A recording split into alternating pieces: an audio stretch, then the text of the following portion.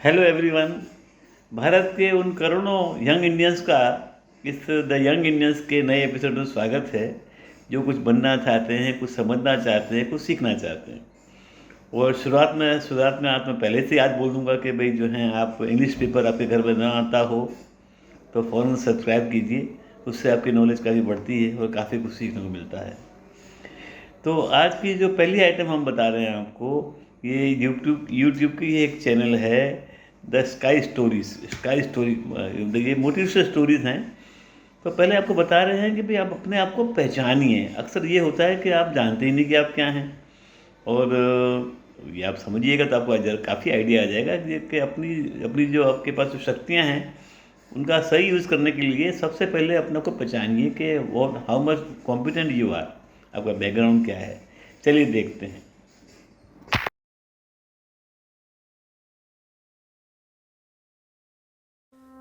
एक बार की बात है, एक शेरनी ने जंगल में एक बच्चे को जन्म दिया और जन्म देते ही वो उसी जगह पर मर गई। उतने में उधर से कई सारी भेड़ गुजर रही थी। वो शेर का बच्चा, जिसने अभी अभी दुनिया में कदम रखा था, वो उन भेड़ों के साथ मिलकर चला गया। अब वो शेर का बच्चा एक भेड़ की तरह पलने लगा और उन भेड़ों के साथ रहकर वो खुद को भी एक भेड़ ही समझने लगा था। उसने कभी मांस नहीं खाया और वो भेड़ों के साथ मिलकर घास खाने लगा था। उसे कुछ आइडिया ही नहीं था कि एक शेर कैसे रहता है और कैसे अपनी जिंदगी गुजारता है।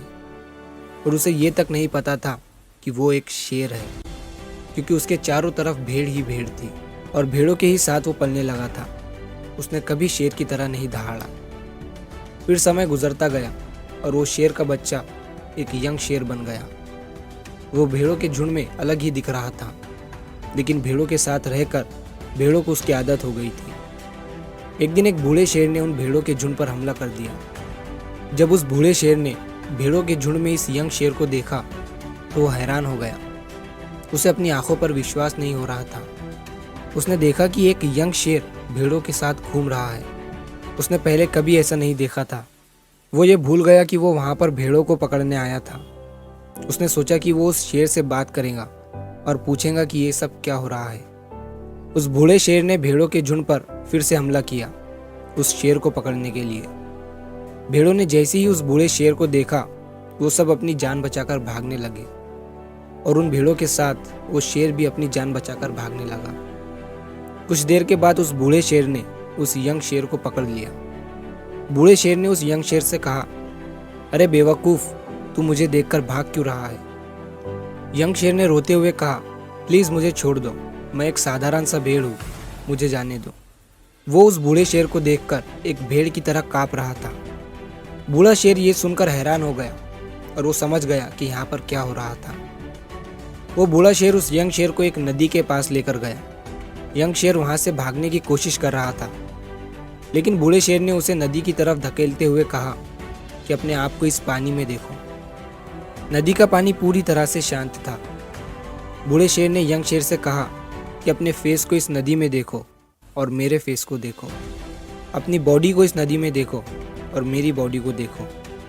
उस यंग शेर ने डरते हुए अपना फेस नदी में देखा और जैसे ही उसने अपना फेस नदी में देखा तो वो हैरान हो गया। उसने देखा कि वो एक भेड़ की तरह नहीं, बल्कि एक शेर की तरह दिखता है।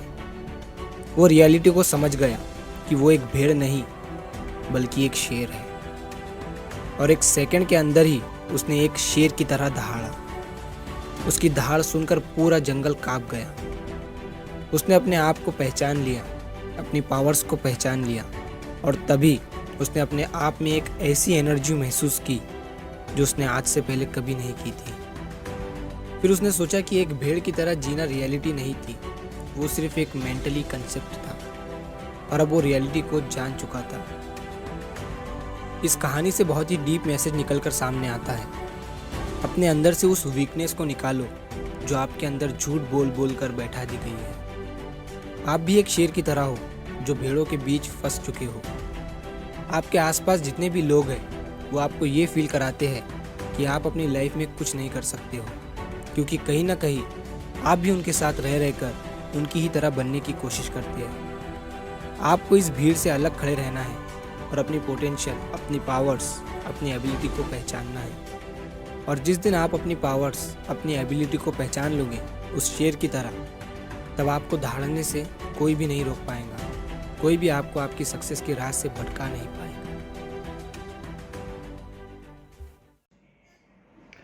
यूट्यूब पर ही एक चैनल है सुजीत नीति। ये आपको मतलब समझाते रहते हैं कि भाई क्या क्या हो सकता है लाइफ में, क्या नहीं, उनके लिए क्या क्या करना चाहिए। तो अक्सर जो हैं हम लोग जो हैं काम को टालने की आदत रखते हैं। हम में से बहुतों को ये आदत रहती है, यहाँ तक कि हेल्थ में कुछ प्रॉब्लम है तो हम टाले जा रहे हैं कि जाएंगे डॉक्टर के पास जाएंगे। कोई किसी ने काम सौंपा है तो भाई करेंगे करेंगे। लाइफ में इससे असफलता ही मिलती है, इससे सब मिला के हेल्थ भी ख़राब रहती है, आपका नेचर भी जो है स्लोली थोड़ा ख़राब हो जाता है। तो चलिए देखते हैं इस वीडियो में, आपको थोड़ा आइडिया आएगा। सुजीत नीति अबाउट काम, आप काम न टालें, इसके बारे में देखते हैं।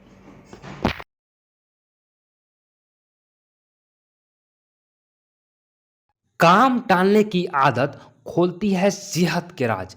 कामों को टालना हमारे प्रदर्शन पर असर डालता है, दूसरों के मन में हमारे छवि को भी कमजोर बनाता है। पर अध्ययन कहते हैं कि कामों को टालने का स्वभाव हमारे सेहत को भी नुकसान पहुंचाता है। ऐसे लोगों में तनाव अधिक, खराब जीवन शैली और सेहत से जुड़े मामलों में डॉक्टर के पास जाने में देरी करने जैसी लक्षण भी देखने को मिलती है। कामों को आगे के लिए टालने और हमारे सेहत के बीच के संबंध को समझने के लिए स्टॉकहोम स्टील आर्ट यूनिवर्सिटी में पढ़ने वाले 3525 बच्चों पर एक साथ अध्ययन किया गया। इसके तहत बच्चों को हर 3 महीने में एक प्रश्न पत्र भरने के लिए कहा गया। यह अध्ययन जमा नेटवर्क ओपन में छपा और 9 महीने बाद अध्ययन में यह सामने आया कि जो बच्चे अपने कामों को अधिक टालते हैं उनमें दूसरों बच्चों की तुलना में डिप्रेशन, बेचैनी और तनाव अधिक होता है। उनके कंधे या बाजुओं में दर्द, अच्छी नींद की कमी व अकेलेपन जैसे लक्षण देखने को मिलते हैं। कामों को टालना तन मन को नुकसान पहुंचाने के साथ साथ हमें गलत जीवन शैली की ओर भी ले जाता है। लोग कहते हैं कि समय परिस्थितियों को बदल देता है, लेकिन सच तो यह है कि आपको उन्हें खुद बदलना पड़ता है। दूरी महत्वपूर्ण नहीं होती, मुश्किल तो सिर्फ पहला कदम होता है। काम टालने की आदत के बजाय हमें काम करने की आदत डालना चाहिए। मैंने यह सीखा है कि हम कुछ भी कर सकते हैं, लेकिन हम सब कुछ नहीं कर सकते, कम से कम एक समय में तो नहीं। इसलिए प्राथमिकताओं के बारे में सोचते समय आपका ध्यान इस बात पर केंद्रित नहीं होना चाहिए कि आप कौन से काम करते हैं, बल्कि इस बात पर होना चाहिए कि आप उन्हें कब तक करते हैं। टाइमिंग ही सबसे महत्वपूर्ण चीज़ है।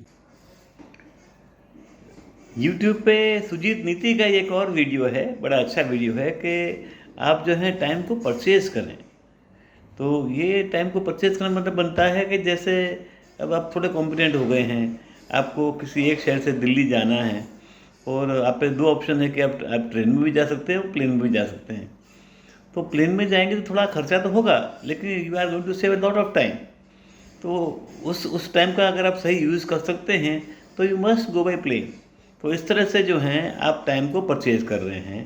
और इस वीडियो से आपको काफ़ी आइडिया आ जाएगा। You must purchase the time.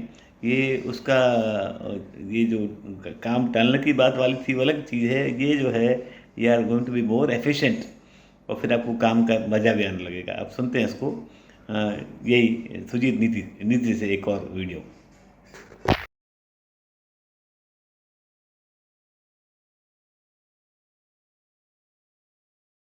समय खरीदना सीखें। यकीन माने आप समय खरीद सकते हैं। बड़े बड़े लोग, कंपनियों के मालिक यही तो करते हैं। जरा सोचिए, कंपनी का कोई मालिक प्रोडक्ट का उत्पादन नहीं करता, उसका वितरण नहीं करता, उसका प्रबंधन नहीं करता, उसे बेचता नहीं, लेकिन मुनाफा उसी को होता है। कंपनी का मालिक कर्मचारियों को तनख्वाह देकर उनसे अपना मनचाहा काम करवाता है। दूसरे शब्दों में, कंपनी का मालिक दूसरों का समय खरीद लेता है। आपके लिए कौन सी चीज़ ज़्यादा महत्वपूर्ण है, समय या धन? आप इन दोनों में से किसे बचाने की ज़्यादा कोशिश करते हैं? आप पैसेंजर ट्रेन से यात्रा करना पसंद करते हैं या सुपर फास्ट ट्रेन से? देखिए, रिटायर्ड लोग पैसेंजर ट्रेन को ज़्यादा पसंद करते हैं क्योंकि उसमें किराया कम लगता है। पैसेंजर ट्रेन की यात्रा में समय ज़्यादा लगता है, लेकिन रिटायर्ड लोग को आमतौर पर समय की कोई कमी महसूस नहीं होती। उनके पास समय ही समय रहता है। दूसरी ओर व्यस्त लोग सुपर फास्ट ट्रेन से यात्रा करते हैं क्योंकि उनके पास समय की कमी रहती है और वे बचे हुए समय का सही उपयोग कर सकते हैं। बेहद व्यस्त लोग हवाई जहाज़ से यात्रा करते हैं क्योंकि उनका समय और भी ज़्यादा कीमती होता है। जिस व्यक्ति का समय जितना कीमती होता है वह उसे बचाने के लिए उतने ही ज़्यादा पैसे खर्च करने को तैयार रहता है। यदि आप समय के बजाय पैसे बचाने की ज़्यादा कोशिश करते हैं तो इसका मतलब यह है कि आप अपने समय को ज़्यादा महत्व नहीं देते। दूसरी ओर जो लोग समय को ज़्यादा महत्वपूर्ण मानते हैं वे समय बचाने की भरसक कोशिश करते हैं, प्रयास करते हैं। एक उदाहरण देखें, मान लीजिए आपको बिजली का बिल जमा करना है जिसके लिए आने जाने और लाइन में खड़े होने में 1.5 घंटे का समय लग सकता है। यदि कोई एजेंट 20 रुपये लेकर यह काम करने को तैयार है तो आपको क्या करना चाहिए? आपके लिए 1.5 घंटे का मूल्य 150 रुपया है। इसलिए अगर कोई वह काम 20 रुपए में करने को तैयार है तो आपको खुशी खुशी हाँ कर देना चाहिए क्योंकि आपका समय इससे बहुत ज़्यादा कीमती है। इस तरह पैसे देकर समय खरीदना सीखें। यह सिद्धांत बहुत ही महत्वपूर्ण है और सारी बड़ी कंपनियां इसका फायदा उठाती है। द इंडियन मैट्रिमोनी, ये भी हम हिस्सा जो है आपसे हर एक एपिसोड अलग अलग एपिसोड में लिया करेंगे क्योंकि आपकी जो एज है उसमें बहुत से बच्चे जो हैं they are of marriageable as.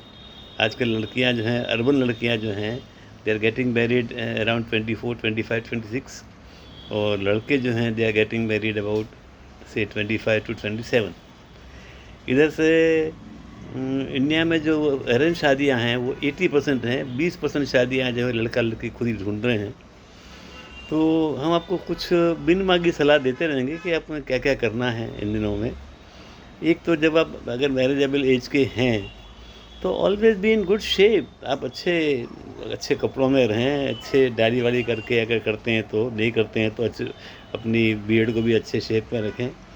People are looking at you. जो आप जिनके लड़की मान लीजिए लड़का हैं आप तो लड़की वाले जो हैं वो आपको देखते रहते हैं, अगर आप लड़की हैं तो लड़के वाले आपको देखते रहते हैं। तो इस मामले में आप जो अलर्ट रहिए और अवेयर रहिए कि भाई यस समबडी इज़ वॉचिंग मी, और अपना बिहेवियर आपका जो हो वो सब सही हो। ये पार्ट हुआ अगर आप मतलब are you if you are going to land in arrange marriage trap. और अगर खुद को अगर कोई डेटिंग वेटिंग करनी है तो भी आप ये चीज़ आपको काम ही आएगी। और अगर डेटिंग वेटिंग करनी है तो बहुत ध्यान रखिए कि भाई आप सर्विस करते हैं या बिजनेस करते हैं, वहाँ कोई डिस्टर्बेंस आपका ना हो बिकॉज ऑफ ऑल दिस। आपकी जो अगर आप कुछ एफर्ट डेवलप करना चाहते हैं, आजकल तो माँ बाप खुद ही चाहते हैं कि बच्चे जो हैं कहीं से कुछ ढूंढ लाएं, उनको अच्छा लगता है। तो अब ये सब देखते रहिए और बी अलर्ट जब भी आप इस एज ग्रुप में हो। तो हम अलग अलग एपिसोड में इसके बारे में आपसे बातें करते रहेंगे। चलिए देखते रहिए और बी अलर्ट। मैं अभी भी रिपीट कर रहा हूँ, हमेशा अपना एक ये भी एक मार्केटिंग होता है कि भाई कोई आपको पसंद करे वो आपको देखना है। चलिए मिलते हैं अगले एपिसोड।